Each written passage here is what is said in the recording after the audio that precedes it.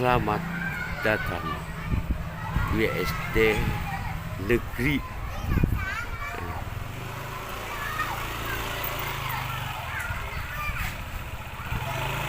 SD Impres Tamalandria 4. Selamat datang. Kita melihat lokasi pemanggangan atau guru-guru yang akan jadi guru, diberi job untuk mengajar di Satuan Pendidikan Impres Tamalandria 4, dibawa Kepala Sekolah Pak Haji Rusmin SPD MN. Kita masuk. Inilah siswa hijau dan terang. Ini parkir rapi, anak-anak bermain. Kita masuk lagi ke dalam.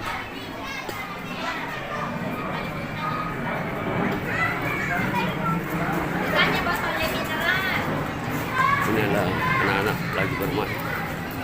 Ini untuk persiapan lokasi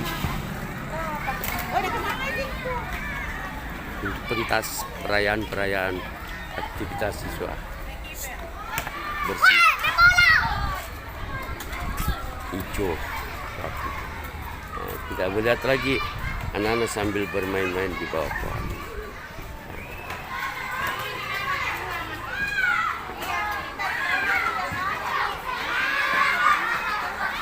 Inilah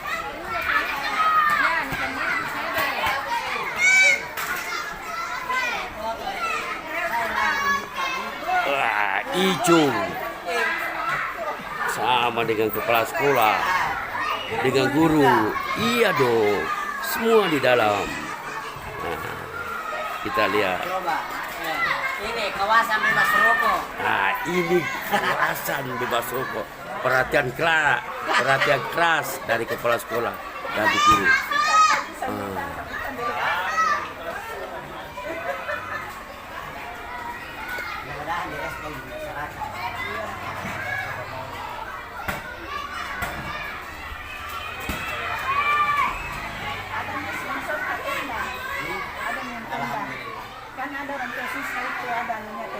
Balik sedikit.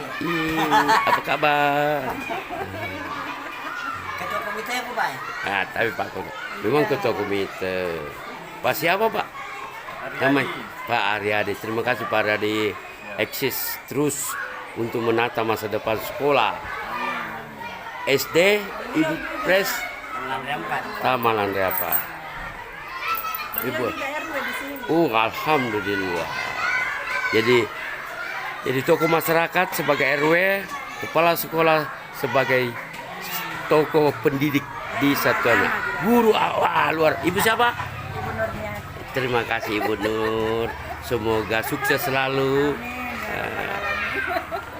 Assalamualaikum warahmatullahi wabarakatuh. Dan selamat pagi. Hari ini saya bincang-bincang dan ketemu langsung kepada kepala sekolah SD apa, Pak? SD Impres Tamalandria 4. Nama lengkapnya Bapak? Haji Rusmin SPD MM. Alhamdulillah. Saya terkesan sekali bersahabat dengan saudaraku ini. Tapi sayang seribu saya, bulan 4 April 2004, pas awal 4 akhir 4, Bapak tinggalkan di dunia pendidikan. Tentunya Bapak kan orang senior. Tentu bagaimana pandangan-pandangan pendidikan sehingga Bapak bisa sukses dalam melaksanakan di pendidikan SD apa, Pak? SD Impres Tamalandria 4. Silahkan Pak ya, SD Impres Tamalandria 4 Bapak. Silahkan ya, Pak. Tentunya dengan mulai dulu di pribadi saya, mulai berkarya di tahun 1985 sampai nanti akhir masa jabatan 2024. Insya Allah kalau umur yang panjang pada bulan April. Adapun di pendidikan itu sekalipun saya mengakhiri masa jabatan saya tetap berkontribusi masuk ke dalam dunia pendidikan.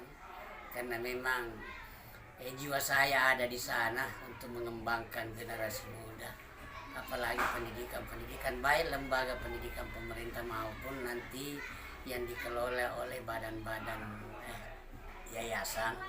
Tentu jika saya diminta untuk memberikan masukan-masukan demi perkembangan pendidikan ke depan, insya Allah saya bersedia. Ya. Tapi ada yang paling menarik, Pak. Jiwanya Bapak adalah jiwa di pendidikan. Iya. Artinya apa? Semua jiwa raga adalah di pendidikan. Yang menarik, saya ingin tanya, kenapa sih Bapak senang kepada di pendidikan? Ada hikmah atau bagaimana? Ya begini, awalnya saya sekolah itu memang misi saya ke depannya itu tentu pendidikan. Yang menggerakkan dunia manapun kalau tidak ada pendidikan. Pada masa kolonial di Inggris yang dipertanyakan Ratu Elizabeth pada waktu itu, masih ada ke guru hidup? Tentu jawabannya masih ada. Kalau masih ada, insya Allah ke depan bangsa ini akan maju kembali, insya Allah. Wih, luar biasa ya. Elizabeth, seorang ibu kerajaan di Inggris, Iya. mengatakan masih adakah guru yang hidup pada saat itu dibom oleh bom Hiroshima. Tapi persoalan yang muncul sekarang ini, Ya. guru itu selalu dikatakan pahlawan tanpa jasa. Tentunya berbanding terbalik dengan Pak Rusmin sebagai insya Allah ya akan melanjutkan pendidikan. Nah, sekarang kita kenal Pak Rusmin. Pak Rusmin berpikir seperti itu di pendidikan. Ada yang disebut dengan kurikulum merdeka dan sekolah penggerak. Ya. Bagaimana pandangan Bapak ini? Ya, tentu pemerintah melihat ke depan. Yang namanya saya mengawali dari sekolah penggerak. Sekolah penggerak yang sesungguhnya itu semua stakeholder harus bergerak ke depan. Melihat ke depan bagaimana pendidikan memasuki era 04 ini.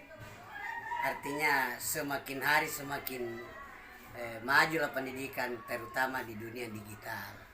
Olehnya itu pendidikan sekarang ini, jika tenaga pendidiknya tidak dengan menguasai yang namanya pendidikan elektronik atau daerah digital seperti ini, tentu akan merasa jauh ketinggalan. Karena semua serba elektronik. Apa yang akan dilakukan akan melalui dengan istilah apa namanya ya sistem internet semua. Olehnya itu guru jika tidak masuk ke dalam dunia itu pasti ketinggalan. Wah, jadi bertambah lagi. Guru kemarin itu waktunya Bapak bercita-cita jadi guru adalah fisik. Ya. Nah, sekarang berkembangnya lagi era teknologi, era komunikasi, guru sebagai bertambah nilainya bersama mediasi. Oke. Betul. Jadi guru adalah memberi fakta, integritas kenyataan. Sekarang dengan era teknologi, era internet, guru sebagai fasilitator dan dinimatator. Tapi mau maaf ini Pak, saya melihat di situ seperti itu. Tapi ada yang tidak berubah di satuan pendidikan adalah Apa itu? jiwa raga. Jiwa raga. Guru itu tetap eksis sebagai guru, ya, mediasi tetap sebagai mediasi.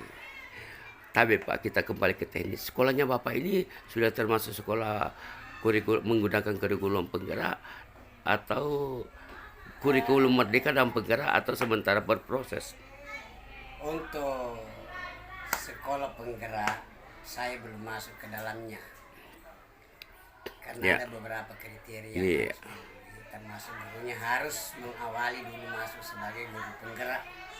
Iya. Kemudian berbicara persoalan kurikulum merdeka, yang namanya merdeka itu tidak lagi terlalu menekankan anak-anak di dalam kelas, tetapi ditambah di luarnya malah berkembang menjadi pembelajaran rutin kelas. Untuk UPT SPF Tamalandrea 4 ini masuk atau menggunakan kurikulum Merdeka itu di tahun pembelajaran 2022-2023 mulai kelas 1 dengan kelas 3. Kemudian tahun ini saya masuk lagi kelas 2 dengan kelas 5. Jadi tinggal 1-2 kelas yang belum. 3 dengan 6 ya. 3 dengan 6 belum, masih tetap menggunakan kurikulum K13. Tetapi sesungguhnya kurikulum K13 itulah juga sebenarnya di dalam kurikulum Merdeka itu. Hanya beberapa modifikasi yang ditambahkan menjadi pengembangan pembelajaran selanjutnya. Nah, itu. Jadi memang seperti itu ya. Saya lihat 18 kelas ya, belajar di luar kelas, ya tuh, terus belajar apalagi ini ada yang disebut dengan melakukan apalagi ini pembelajaran di school, ya kan? Nah, jadi belajar di luar kelas, belajar di dalam kelas, belajar pengamatan langsung inti kelas, semuanya itu memerlukan Pak ya. Iya. Pertama itu kemampuan. Betul. Yang kedua kemampuan menurut saya ini oke, SDM. Tapi tak kalah pentingnya dukungan masyarakat, dalam hal ini stakeholder. Iya. Memahami sistem Iya. outing class, school tentu diberatkan oleh pembiayaan. Oke. Nah, pertanyaan kedua, apakah dana BOS bisa membiayai school dengan 18 class? Sebenarnya kalau kita merujuk kepada juknis dana BOS, itu mungkin karena pada saat pembahasan juknis dana BOS belum terbayangkan bahwa akan ada program pemerintah yang namanya outing kelas, sehingga belum masuk.